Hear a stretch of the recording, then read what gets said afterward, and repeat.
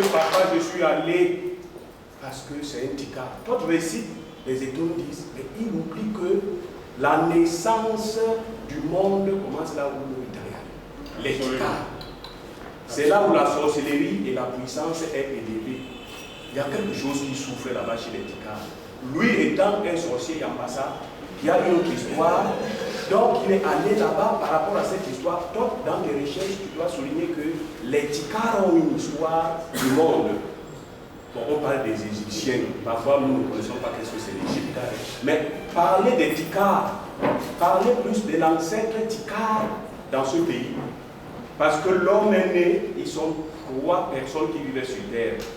L'homme, le chimpanzé qui est le cousin de l'homme, et l'arbre. L'arbre que Mobitan est allé rester avec l'arbre là. Il faut citer que c'est les 3 frères de l'homme qui vivent. C'est pourquoi Todd m'a appelé ici pour démontrer donc les sons. Pour les étudiants, le premier, l'homme est né comme l'homme est né avec le cousin de l'arbre. Il a donc eu donc un son avant d'avoir la percussion, le cool, qui est le jeu son. Les autres disent que le cool c'est notre premier élément, ou bien notre premier téléphone. C'est faux. Moi je nais donc 1000 ans après, je viens de dire aux autres 1000 ans parce que le son que je veux démontrer, ça existait 1000 ans. Personne n'a trouvé ce son. C'est à base donc de ce son que l'homme présente donc l'arbre, parce qu'il a coupé, parce que c'est l'homme qui fait d'abord. Quand il le fait, après il coupe l'arbre, il a dit mener. Ici, j'ai aussi suivi quelque chose de mener. Je suis là. Il a dit je suis là. Et la percussion a pris cela, il l'a donc donné aux autres. Mais nous ne devons pas utiliser le téléphone. Vous tenez le téléphone africain, n'utilisez plus le téléphone. Vous utilisez le téléphone, ça a été pris par les autres. Et ça fait que personne ne peut plus réfléchir. Moi, je suis ici avec un Jamaïcain qui est là. Je pensais quand on m'a appelé hier, quand il m'a appelé hier, j'ai dit, mais attends, il n'a pas de téléphone. Comment je vais faire pour l'avoir?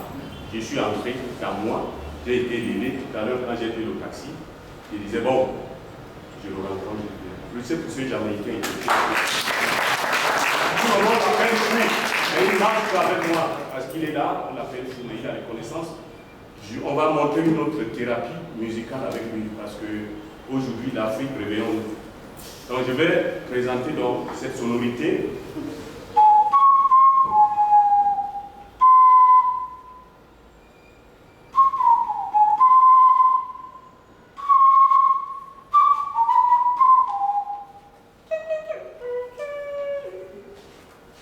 L'Afrique a une histoire dans son histoire. Personne ne peut nous prendre ce qui est pour nous. C'est pourquoi Mobitan marche avec son oignon. Je vais dire Mobitan, soulevez votre oignon, mec. Là, vous soulevez l'oignon. Regardez les racines. Mobitan sort d'une famille où il y a ce qu'on appelle l'araignée à 8 pattes. Mobitan doit signifier, voilà l'araignée en bas.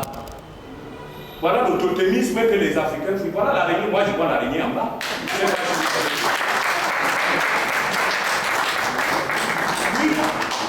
Oui, voilà l'araignée en bas. Et notre araignée, c'est notre vie. Les tikars qui sont les bamous l'ont présenté et nous sommes contents parce que c'est là où notre histoire est sortie. Je ne sais pas si je m'assois avant de continuer avec la flûte.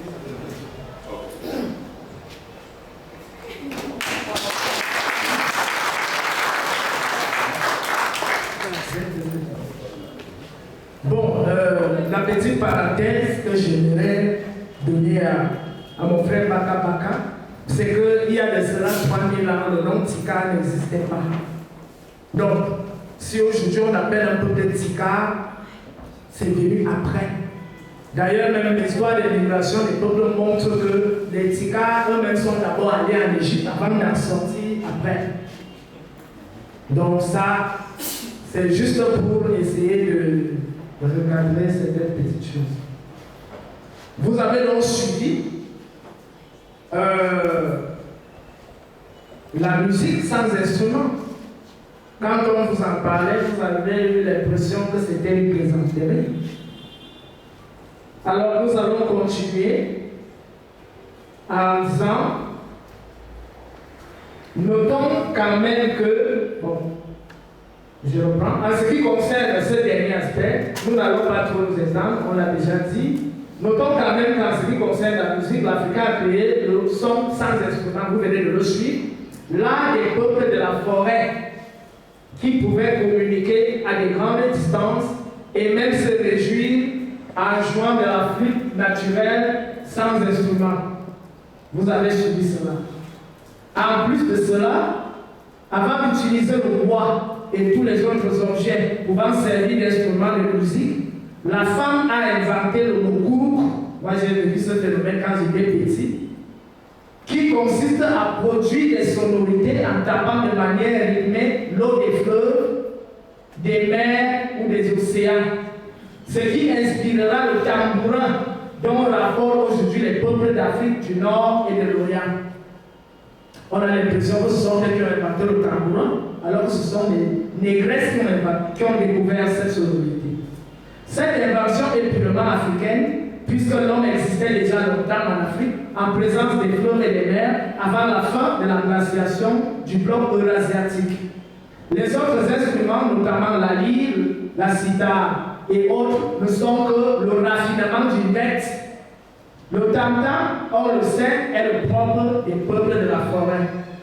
Quant à la danse, elle ne consiste pas simplement à se trémousser pour se détendre, mais elle consiste d'abord dans son aspect initiatique à entrer en phase avec son harmonie intérieure, avec tous les phénomènes constituant l'univers et donc à entrer en phase avec l'harmonie divine. Cela peut s'observer dans les phénomènes de transe et d'extase observés sur les fresques égyptiennes et les scènes traditionnelles de l'Afrique noire actuelle.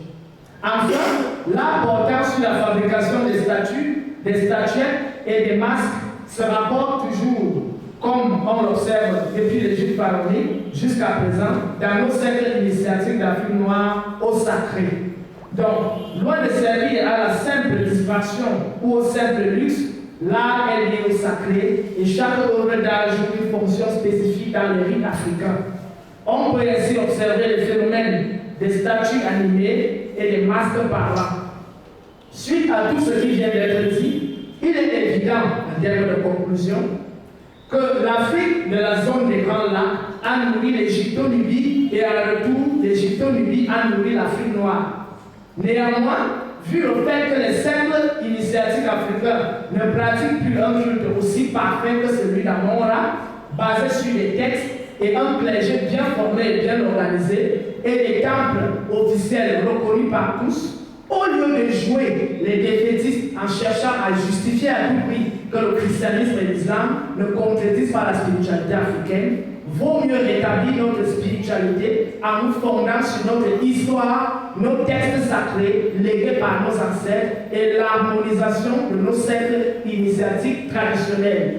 Car le christianisme et cet islam, bien qu'ayant poussé dans la spiritualité africaine, ne recèlent plus véritablement la lumière pure de la spiritualité africaine authentique.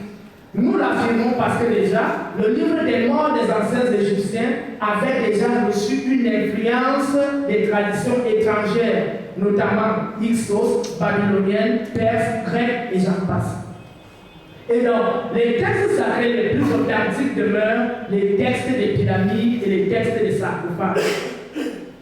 Si ces religions issues des peuples qui nous noircissent depuis la réécriture de l'histoire par les Sémites, il est clair que nos égrégores sont différents, d'Abraham jusqu'au prétendu Jésus historique, nos visions du monde ne sont pas communes et nos ancêtres ne sont pas communs.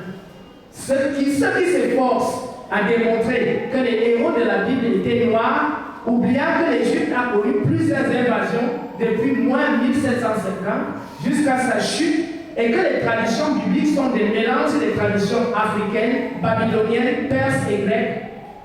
Or, ces peuples s'illustrent par l'agressivité, la stigmatisation, la soif de pouvoir, la volonté de puissance, l'individualisme, l'exclusivisme, la malice, l'homosexualité, le cannibalisme, les sacrifices humains, etc., qui ont influencé l'Égypte antique à un certain moment et l'Afrique d'aujourd'hui, qu'il faut absolument épurer. Donc, au lieu de se résigner à l'attitude du vaincu et de l'esclave des idéologies des autres, sous prétexte que c'est déjà là, on va faire comment?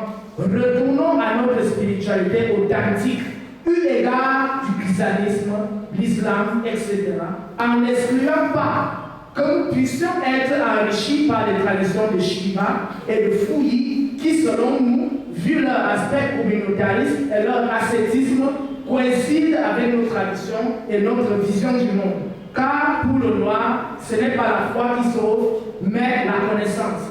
C'est pourquoi le savoir spirituel africain est purement scientifique et initiatique et non fidéliste et dogmatique. Je vous remercie.